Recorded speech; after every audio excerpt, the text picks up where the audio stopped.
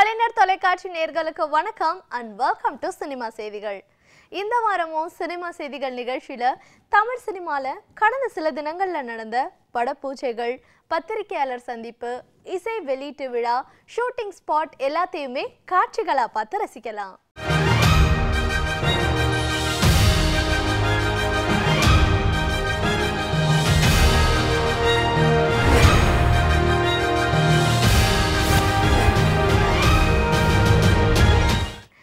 Cinema கூட்டு முயற்சியா இருந்தாலும் படங்கள் வெற்றி அடைவதற்கு முக்கியமான காரணங்களில் ஒன்று இசை. பாடல்களுக்காகவே வெற்றி அடைந்த படங்களும் உண்டு. இசையமைப்பாளர் டி இமான் 2002 முதல் இன்று வரை 100 படங்களுக்கு இசையமைச்சிருக்காரு. இவர் வளர்ந்தது மட்டும் இல்லாம 125 பாடகர்களை அறிமுகப்படுத்தி அவங்களையும் வளர வச்சிருக்காரு. டி இமான் அவர்களின் இசை பயணத்தை பார்க்கலாம். அம்மா வந்து தவறிட்டாங்க ரொம்ப வருடங்கள் ஆகுது. பட் அப்பா வந்து என்னுடைய இந்த ஒரு பயணத்தில் வந்து த்ரூ அவுட்டாக இருக்கிறாரு. இவங்க 2 பேருடைய சப்போர்ட். ஏன்னா அப்பா ஒரு வாத்தியார், ஒரு நார்மல் மிடில் கிளாஸ் ஃபேமிலியிலேருந்து இப்படி ஒரு மியூசிக் டைரக்டராக எலிவேட் ஆகுதுன்றது ஒரு சாதாரண விஷயமே இல்லை. இந்த ஒரு சாமானியனுடைய இந்த 100ன்றது ரொம்ப ஒரு மிகப்பெரிய நம்பர் என்னுடைய வாழ்க்கையில். ஏன்னா எந்தவித சினிமா பின்னணியும் இல்லாமல் கண்டிப்பாக நான் ஒரு சாமானியன் இந்த ஒரு நிலைக்கு வருவதுன்றது அது நிறைய பேருடைய சப்போர்ட் இருந்ததுனால தான் இது வந்து சாத்தியமாச்சு. அதுக்காக முதல்ல நன்றி. அண்ட் நான் கீபோர்டு ஆர்டிஸ்ட்டாக தான் ஃபஸ்ட்டு களமிறங்கினேன். ஸோ அப்படி தான் ஆரம்பிச்சது என்னோடய பயணம். ஒரு கீபோர்டு ஆர்டிஸ்ட்டாக, ஒரு கீபோர்டு ப்ரோக்ராமராக அப்படி தான் ஆரம்பிச்சது. அண்ட் சமீபத்தில் மறைந்து போன இசையமைப்பாளர் ஆதித்யன் அவர்கிட்ட நான் வந்து பணிபுரிஞ்சிட்டு இருந்தேன். அப்புறம் மறைந்த இசையமைப்பாளர் மகேஷ் அவர்கள், குருதி புனல் நம்பவர்கள்லாம் இசையமைச்ச மகேஷ் அவர்கிட்ட நான் வந்து ஒர்க் பண்ணிட்டு இருந்தேன். அப்புறம் இசையமைப்பாளர் ஹாரிஸ் ஜெயராஜ் அவர்களுடைய தந்தை மிஸ்டர் ஜெயக்குமார் அவர்கள்ட்ட நான் வந்து கீபோர்டு வாசிச்சுட்டு இருந்தேன். ஸோ அவர்கிட்ட தான் நிறைய டிவோஷனல் மியூசிக் இப்படிலாம் வாசிச்சுட்டு இருந்தது. இது எல்லாமே என்னுடைய ஸ்கூல் டைம்லேயே வந்து நடந்துட்டு இருந்தது. நான் இவ்வளோ டீட்டெயிலாக எந்த இன்டர்வியூவும் சொன்னதில்லை. அதனால் I just want to make sure இது வந்து ஒவ்வொன்றா நான் வந்து குறிப்பிட்டு சொல்லணும். ஏன்னா இதை விட்டால் ஒரு பெரிய மேடை எனக்கு கிடைக்காது நான் சொல்கிறதுக்கு, தேங்க் பண்ணுறதுக்கு.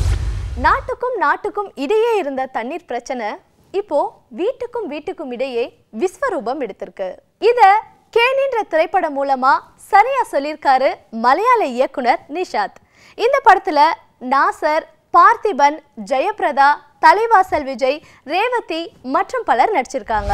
கேனி படத்துல வந்து இந்தியா சுதந்திரம் அடைஞ்சதுக்கு அப்புறமேல இல்லை அடையிறதுக்கு முன்னாடி இந்தியாவையும் கேரளாவையும் தமிழ்நாட்டையும் கேரளாவையும் பிரிக்கிறதுக்கு இப்போ ஒரு கிணறு மட்டும் தமிழ்நாட்டில் சேர வேண்டிய கிணறு கேரளா பக்கத்தில் போயிடுச்சு. அந்த கிணறுக்கு சொந்தமான ஒரு பெண்மணி அதை வந்து போராடுறாங்க. அதை வாங்கி குடிக்கிறதுக்கு ஒரு தமிழன் வந்து போராடிட்டு இருக்கான். இதை யார் எடுக்கிறாருன்னா ஒரு மலையாளி எடுக்கிறார் இந்த படத்தை. இது வந்து கிட்டத்தட்ட அந்த நீர் பிரச்சனை மலையாளிக்கோ இல்லை தமிழர்களுக்கோ சம்மந்தப்பட்டதாக இல்லாமல் மனிதர்களுக்கு சம்மந்தப்பட்ட ஒரு விஷயம். இந்த மாதிரி ஒரு கேரக்டர் பண்ணுறது இப்போ because I am very much close to scene the reality. Going to the politics, I have seen in Rajasthan, I have seen in Bihar, I have seen in Kerala, I have seen in Tamil Nadu. So அது ரொம்ப எனக்கு ஒரு ஹார்ட்டில் ஒரு ஆசை இருந்தது. Sometimes we have to do something to the society.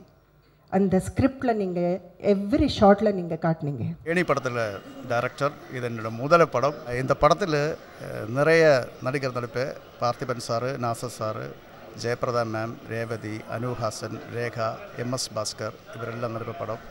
ഇതൊരു തന്നി പ്രശ്നം ഡീൽ பண்ணுന്ന ஒரு படம். மைசெல்ஃப் கைலாஷ், நான் மலையாளத்தில் தான் நடிச்சிட்டு இருக்கேன். கேனி படம் மலையாளத்திலும் தமிழும் இருக்குது, பை லாங்குவேஜ் தான். ஃபஸ்ட் டைம் தான் அந்த மாதிரி நானும் ஒரு படம் எக்ஸ்பீரியன்ஸ் மலையாளம் தமிழும். ஹெவி சப்ஜெக்ட் இது. அந்த பேர் மென்ஷன் பண்ணின மாதிரி கேனி தண்ணி தான் இது முக்கியமான ஹீரோ ஆக்சுவலாக. ஸோ நம்ம எல்லாருமே எக்ஸ்பெக்ட் பண்ணிட்டு இருக்க இந்த படம் நீங்கள் பார்த்து என்ஜாய் பண்ணுங்கள். One of the songs, living legends Yesudas sir and SPB sir are getting together, and that too after 25 long years. And I'm working with Nishad for his third time, and I'm looking forward to the film and the songs. Hi, I'm Parvati Nambiar. I'm very excited because this is my first Tamil movie, so yeah, and I'm waiting for the release too. இயக்குனர் மணிமாறன் மீண்டும் வெற்றிமாறன் தயாரிப்பில் சங்க தலைவன் என்ற படத்தை இயக்குறாரு. நெசவாளர்கள் பிரச்சனையை மையப்படுத்தி இருக்கும் இந்த படத்துல முக்கியமான கதாபாத்திரத்துல நடிக்கிறாரு சமுத்திரக்கனி. விக்ரம் பிரபு நிக்கி கல்ராணியுடன் இணைந்து நெருப்புடா படத்துல நடிச்சிருந்தாரு. நெருப்புடா படத்தை தொடர்ந்து மீண்டும் விக்ரம் பிரபுவும் நிக்கி கல்ராணியும் பக்கா படத்துல இணைஞ்சிருக்காங்க. இவர்களுடன் இணைந்து சூரி பிந்து மாதவி நடிக்க இந்த படத்தை இயக்குறாரு எஸ் சூர்யா, தயாரிக்கிறாரு டி சிவகுமார். என் பேர் எஸ் சூர்யா, நான் பக்கா படத்தினுடைய டைரக்டரு. இந்த படத்தில் விக்ரம் பிரபு சார் ஹீரோ பண்ணியிருக்காரு. நிக்கி கல்ராணி மேடம், பிந்து மாதவி மேடம் 2 பேர் ஹீரோயினி. இதில் சூரி சார், சதீஷ் சார், வையாபுரி, ரவி மரியா, சிங்கம்புலி, இப்படி ஒரு பெரிய நட்சத்திர பட்டாளமே இருக்காங்க. என்னுடைய முதல் படத்திலே 36 ஆர்டிஸ்ட்டை வச்சு பண்ணியிருக்கேன். இட்ஸ் அ லவ்லி ஸ்டோரி, ஒரு கிராமத்தில் நடக்கிற ஸ்டோரி. ஸோ எனக்கு வந்து கிராம பொண்ணு மாதிரி நிறைய படம் நான் தமிழில் இன்னும் பண்ணல. So this is going to be one of a kind and இந்த மூவி வந்து it's very close to my heart. படம் ஃபுல்லாக ரெடி ஆயிடுச்சு. அநேகமாக பிப்ரவரியில் வெளியே வரும்னு நினைக்கிறேன். படத்தினுடைய முழு கதை நீங்கள் பார்க்கும்போது தெரியும். பக்கான்னு வச்சதுனால கண்டிப்பாக இது ஒரு பக்காவாக இருக்கும். எல்லாத்துலேயும் கொஞ்சம் ஒரு மாடர்னைசேஷன் இருக்கும் மியூசிக்கில் நான் பண்ணும்போது. ஆனால் இந்த படத்தில் வந்து டோட்டலாக என்னை அந்த மாதிரி எந்த விஷயமும் பண்ண விடாமல் அவர் சொன்னார், டிப்பிக்கல் நீங்கள் வந்து கரகாட்டம்னா அந்த கரகாட்டத்தை அந்த ஃபீல் அந்த இன்ஸ்ட்ருமெண்ட் மட்டும்தான் யூஸ் பண்ணுன்னு சொல்லி ஸ்ட்ரெயிட்டாகவே அவரோட ஊருக்கெல்லாம் நாங்கள் ட்ராவல் பண்ணி நிறைய கரகாட்டம்லாம் பார்த்து அந்த கலைஞர்களே வச்சு நாங்கள் ஆக்சுவலாக நிறைய சாங்ஸ் பண்ணியிருக்கோம். அவங்களே வாசித்தாங்க, அவங்களே பாடியிருக்காங்க. ரீசெண்ட் டேஸில் நான் வந்து ரொம்ப கம்மியாக நடித்த படம் வந்து இது மட்டும்தான். இது எல்லா படத்துலையும் த்ரோ அவுட்டாக வருவேன். இந்த படத்தில் மிக ஒரு 4 சீன் தான் நடிச்சிருக்கேன். ஆனால் அந்த 4 சீனும் நறுக்குன்னு இருக்கும். இன்றைய செல்போன் டெக்னாலஜியால் பாதிக்கப்படும் மக்களை பற்றிய திரைப்படம் இரும்பு திரை. இந்த படத்துல விஷால், அர்ஜுன், சமந்தா நடிக்க இயக்குனரா அறிமுகமாயிருக்காரு விசி மித்ரன், இசையமைச்சிருக்காரு யுவன் சங்கர் ராஜா. இந்த படம் வந்து ஆக்சுவலாக ஒரு 4 வருஷத்துக்கு முன்னாடி என் ஃப்ரெண்டு ஒருத்தருக்கு வந்துட்டு 40,000 ரூபா ஒரு அக்கௌண்ட்லேருந்து காண போச்சு. உட்காந்து 2 பேரும் பேசிக்கிட்டே இருக்கோம். திடீர்னு பார்த்தா ஒரு மெசேஜ் வருது. என்னடா மச்சான் மெசேஜ் எடுத்து பார்த்தா 40,000 காணும். காணா போச்சு பணம் அப்படின்னு சொல்லி பார்க்குறேன். கிரெடிட் ஆகிருக்கு, டெபிட் ஆகிருக்கு பேங்க்கில். நாங்கள் போகிறோம், பேங்க்கில் போய் கேட்குறோம். பேங்க்காரனும் ஒழுங்காக பதில் சொல்ல மாட்டேங்கிறாங்க.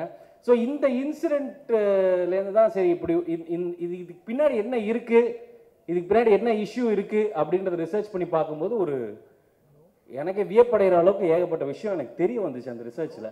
ஸோ அதை தான் இன்றைக்கி ஒரு படமாக ஆக்கி பண்ணியிருக்கிறேன். இந்த ஸ்கேம்ன்ற ஒரு விஷயம் வந்து எல்லா வகையிலையும் நம்ம சுற்றி இருக்குது. ஒரு சாதாரண ஒரு மெசேஜ் வரும், ஒரு பிளாங்க் மெசேஜ், நம்மளுக்கே தெரியாது. அது அமுக்கும்போது ஆட்டோமேட்டிக்காக நம்மளோட டேட்டா எல்லாமே வந்து ஒருத்தர் வந்து ஒரு தெரியாத ஒரு நபர் வந்து ஹேக் பண்ணிடுவாங்க.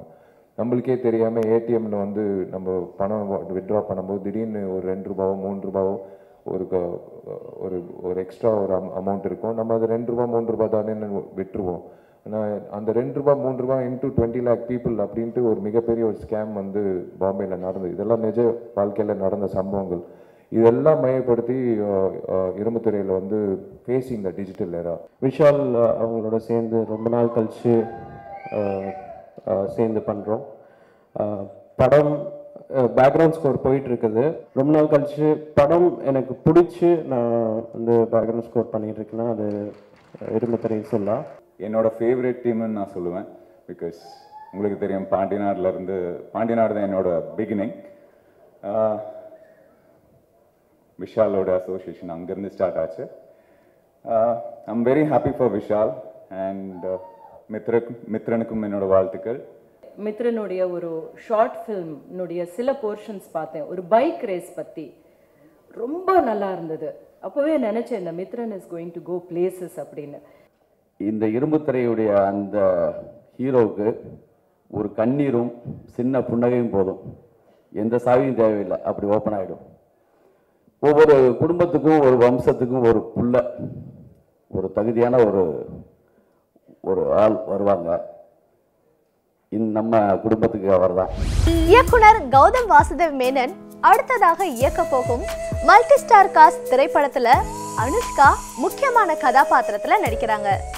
பாடல்களே இல்லாத திரைப்படம் இது. விண்ணோடும் முகிலோடும். இன்றைய குறும்படங்கள், டெலிஃபிலிம்ஸ் பெரிய பெரிய ரசனைகளை எளிமையா ரசிகர்கள் கிட்ட கொண்டு போய் சேர்க்குது. அந்த வரிசையில் வந்திருக்கும் படம் தான் விண்ணோடும் முகிலோடும். லீ வருண், மாயா, பாலு, தீபக் நடிக்க இந்த படத்தை இயக்கியிருக்காரு ரா விக்கி. என் பேர் லீ வருண். படம் பார்த்தவங்களாம் நல்லா பண்ணியிருக்கீங்க, ஃப்யூச்சரில் உங்களை நான் பார்க்கணும் அப்படின்னாங்க. அந்த வார்த்தைக்கு தலை வணங்கி நான் மதிப்பு கொடுக்குறேன். இவங்க கூட டீம் கை கோர்த்து ஒர்க் பண்ண ரொம்ப சந்தோஷமாக இருக்குது. நெக்ஸ்ட்டு இதே டீமோடு தான் நாங்கள் திருப்பி ஒர்க் பண்ண போகிறோம். ஃப்யூச்சர் ஃபிலிமோட அனௌன்ஸ்மெண்ட்டும் இப்போ கொடுத்துருவோம். நான் விண்ணோட முயலோட இயக்குனர் டைரக்டர் விக்கி. நான் டைரக்டர் லட்சுமிகாந்தோட அசிஸ்டண்ட்டு. இது என்னோட முதல் டெலிஃபிலிமு. படம் ரொம்ப நல்லா வந்திருக்கு. இதில் வந்து மியூசிக் டைரக்டர் ஜெய் அருமையாக மியூசிக் போட்டிருக்காரு. இதில் 2 பாட்டு இருக்குது, தாரா தாரா, அடிக்கடி ஒரு 2 பாட்டு நல்லா வந்திருக்கு. என்னோட முகிலோட படத்தோட எடிட்டர் ரமேஷ் பேசுகிறேன்.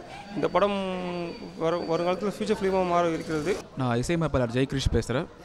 கரண்ட்லி 2 ஃபீச்சர் மூவி பண்ணிகிட்ருக்கேன். இந்த படத்தில் 2 சாங் பண்ணியிருக்கேன், ஹே தாரா அண்ட் வந்து அடிக்கடி ஒரு காதல். 2 சாங் யூடியூப்பில் அவைலபிள், நீங்கள் கேட்கலாம். விஜய் நடிப்பில் ஏஆர் முருகதாஸ் இயக்கிக் கொண்டிருக்கும் விஜய் 62 திரைப்படத்தில் விஜயின் இரட்டை வேடங்கள்ல ஒரு விஜய்க்கு பேரா கீர்த்தி சுரேஷ் நடிக்கிறாங்கன்றது நம்ம எல்லாருக்குமே தெரியும். இன்னொரு விஜய்க்கு ஜோடியா நடிக்கிறாங்க ஷாயிஷா. ஹீரோ மம்முட்டி, தேசிய விருது பெற்ற நடிகர். இவரை தொடர்ந்து இவருடைய மகன் துல்கர் சல்மான் ஹீரோவா நடிச்சிட்டு வந்தாலும் மம்முட்டியும் இன்னும் ஹீரோவா நடிச்சிட்டு இருக்காரு. நடிகர் மம்முட்டி தமிழ் மலையாளத்தில் உருவாகும் ஸ்பிரிட் லைட்ஸ் திரைப்படத்தில் நடிக்காம முதல் முறையா தயாரிக்கிறாரு.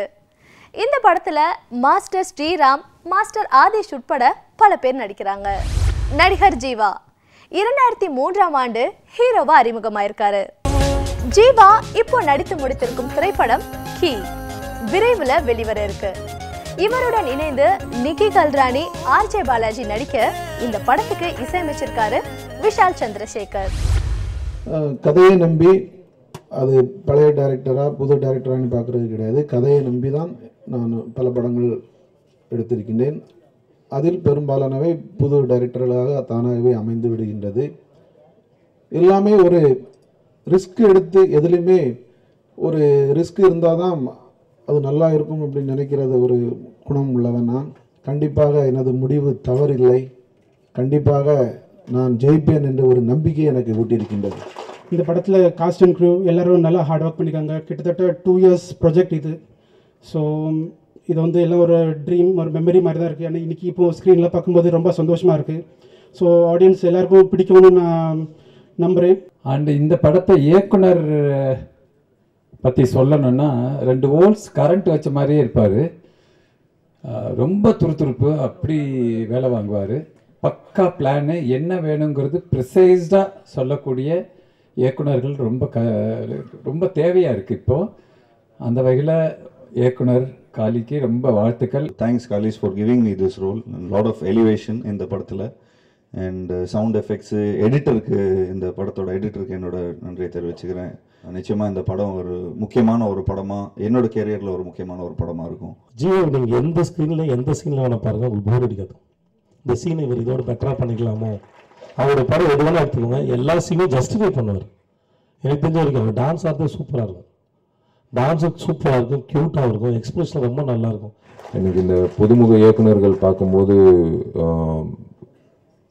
அடுத்த நண்பரோட படத்தில் பார்க்கும்போது இம்மீடியட்டாக எங்களுக்கு யோசிக்கிறது அந்த பையன் எப்படியோ அடுத்த படத்துக்கு பிடிச்சிக்கணும்னு. அந்த வகையில் ப்ராமிசிங்காக இருக்கக்கூடிய ஒரு இயக்குனராக வரப்போகிறான்னு நான் நம்புகிறேன்.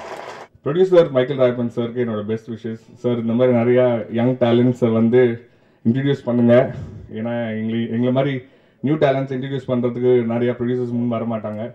So I think Kallis you lucky. N character வந்து பார்த்தீங்கன்னா ஜீவா சொல்ல மாதிரி ரொம்ப டிஃப்ரெண்ட்டாக இன்னைக்கோட ஜெனரேஷன் பொண்ணுங்களுக்கு ரெப்ரசன்ட் பண்ண மாதிரி கண்டிப்பாக இருக்கும். ஆனால் அதில் எக்ஸ்ட்ரா டச்சஸ் நிறையா இருக்கும். அது வந்து கலீஷ் ப்ளேம் பண்ணலாம். ட்ரெய்லர்லேயே பார்த்தீங்கன்னா யூஸ்வலாக வந்து ஒரு சீக்வன்ஸுக்கு தான் பிஜிஎம் போடுவாங்க. ஒரு ஷார்ட்டுக்கு ஷார்ட் ஒரு சவுண்ட் எஃபெக்ட்ஸோடு போட்டிருக்காங்க. ஒவ்வொரு ஷார்ட்டையும் ஃபீல் பண்ண முடியுது. என்னை பொறுத்த வரைக்கும் பிரம்மாண்டன்றது வந்து ஒரு பெரிய பெரிய செட்டு போகிறதில்ல. ஒரு நல்ல ஃபோட்டோகிராஃபி, ஒரு மியூசிக், ஒரு எடிட்டிங், ஒரு சவுண்ட் எஃபெக்ட்ஸ், மற்ற விஎஃப்எக்ஸ் எல்லாம் ஒன்றா சேர்ந்து ஒரு ஒருங்கிணைஞ்சு ஒரு மேஜிக் ஒன்று நடக்கும். அதுதான் பிரம்மாண்டம். அது இந்த படத்தில் இருக்குது. இந்த படத்தில் வந்து ஊர்வஷி இல்லை கோவை சரளா என்னை விட ரொம்ப நல்லா பண்ணியிருப்பாங்க. இருந்தாலும் அவர் வந்து கடைசி கிளைமேக்ஸ் முன்னாடி ஒரு சீன் இருக்குது மேடம், அது ஒன்றுக்காக தான் உங்களை நான் பொறுத்துக்க வேண்டியிருக்கு, டாலரேட் பண்ண வேண்டியிருக்கு, வேறு வழி இல்லைன்னு சொல்லி என்கிட்ட கதை சொன்னார். அந்த ஒரே ஒரு ஷாட்டுக்காக தான் என்கிட்ட மாட்டிக்கிட்டாரு. But it was such a wonderful experience working with Jeeva. As a technician, I'm responsible for finishing the work quickly. Date ku munadi and sonna date and time ku munadi mudikka vendiyadhu vandu en responsibility. So I've stuck to it. I'm really happy about that, and kudos to my team for that, for helping me out through it. ரொம்ப அற்புதமான hero என்னுடைய சகோதரன் RB சௌத்ரியுடைய மகன். தயாரிப்பாளரின் சிரமம் தெரிந்தவன். என்னுடைய RB சௌத்ரியை போல Michael Rayappan பல இயக்குனர்களை துணிச்சலோடு அறிமுகப்படுத்தியவர். திரைப்படம் மிகப்பெரிய அளவில் வெற்றி பெற அந்த இயக்குனர் அன்பு சகோதரர் மைக்கேல் ராயப்பண்ண இந்த படத்தின் மூலமா பல கோடிகள் சம்பாதிக்க என்னுடைய அன்பான வாழ்த்துக்கள். இன்றைக்கு சினிமா செய்திகள் நிகழ்ச்சியில வந்த எல்லா சுவாரஸ்யமான செய்திகளையும் பார்த்து ரசிச்சிருப்பீங்க. மீண்டும் இதே நிகழ்ச்சியில சந்திக்கலாம். அதுவரை உங்களிடமிருந்து விடைபெறுபவர் சுமையா.